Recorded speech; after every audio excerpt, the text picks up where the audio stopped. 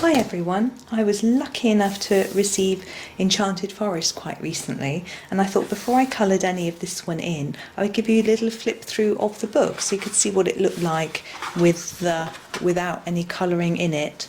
So we've got this lovely leaf design which goes right through the inside of the dust jacket, and then this very matte brown cover, which would be quite interesting to colour. I have completed one copy of this book and part of the way through another, and I've never coloured these cover parts, so that would be quite interesting.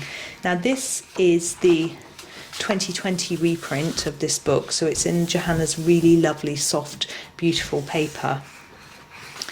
Some of the older versions of the book are in different papers, and of course it depends on what country you're in as to what the paper is like. Now hidden inside this book there are all sorts of animal critters for you to find. So the idea is to go through the pages while you're colouring them to add up the animals. I've never actually done that.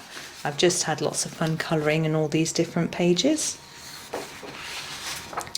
Now some of these are double and they go right into the margin of the page. This is the UK edition. I find you can push the book open quite a lot to get into that area because it's sewn and glued, but I know that some of the books don't have that.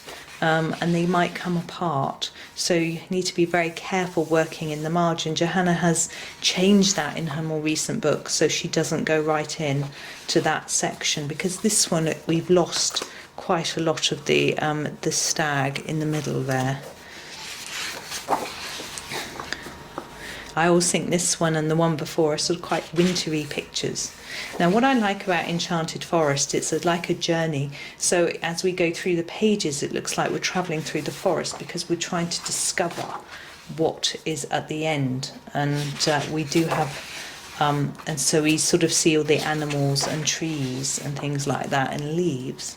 But as we go through, we find a treasure chest, but it's only full of lovely nuts and things like that, and still more animals. And I absolutely love, this is probably my favourite page in this book. It's very, very pretty. I love colouring blackberries and mushrooms, not sure why. So it's got both on this page, that makes it a lot of fun for me. I've just actually recently completed this page in another version of this book. I also like this one. I love all these flowers, they're so pretty, but I'm never quite sure what to do above and below. But I've got some pastels now, a big selection of colours, so I might could do that, some of those, have a play with those. I think the Dragonfly is quite a popular one in this book. A lot of people like that one.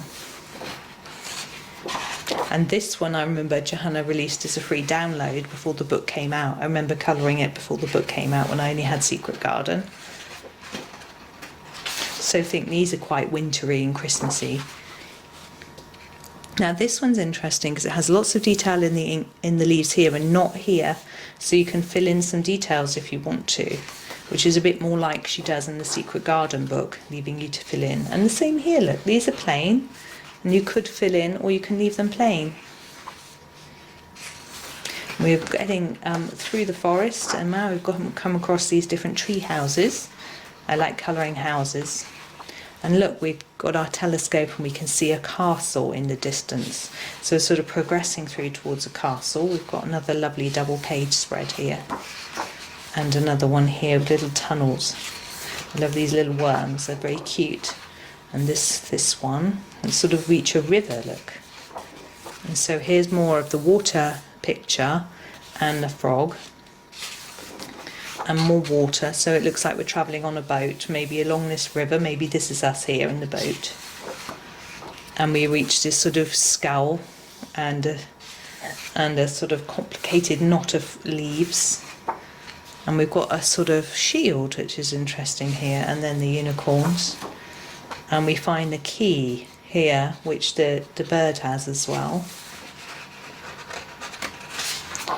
And again we come back across the castle, which looks heavily guarded and weedy, which is great fun. And these sort of quite scary looking gates and the padlock. And maybe the lion is guarding it. If we look here, here's the lion on the door. I love colouring this door, it's such fun. And we have to find these 9 symbols which are hidden throughout the book, draw them in to unlock the door.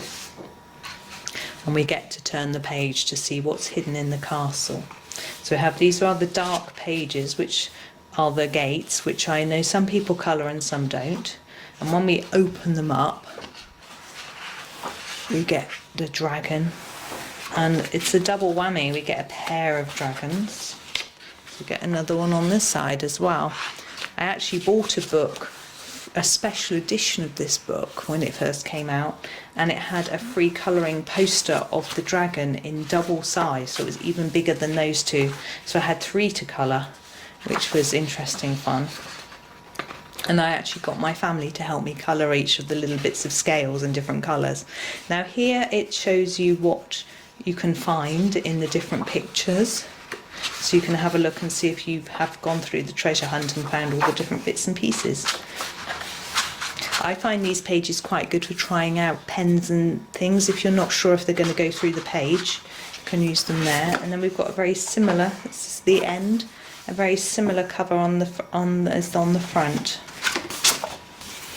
So there we go, there's Enchanted Forest, which unfortunately my cover has a little mark on, but never mind, I shall probably manage to get that off with something or other. But thank you very much for watching. I hope you enjoyed watching that, and happy colouring.